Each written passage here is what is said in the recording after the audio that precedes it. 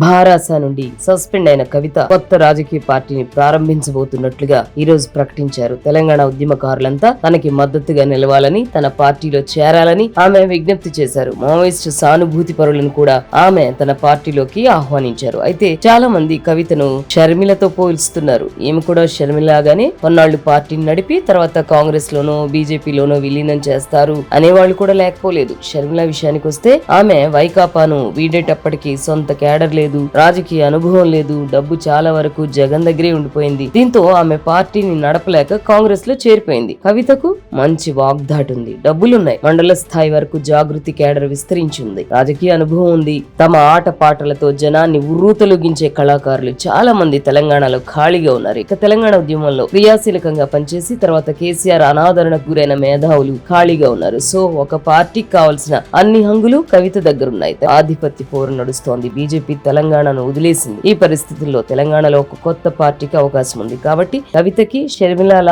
Party మూసేసే పరిస్థితులు రాకపోవచ్చు. తప్పకపోతే కాంగ్రెస్ తో పొత్తు పెట్టుకునైనా కవిత 4 సీట్లు గెలుచుకోగలదు. ఆంధ్రాలో పెద్దగా ప్రభావం లేని షర్మిల జగన్ పార్టీ ఓటమికి పరోక్షంగా కారణమైంది. తెలంగాణలో బలమైన పట్టున్న కవిత బీఆర్ఎస్ ను గట్టిగానే దెబ్బ కొట్టే అవకాశం ఉంది.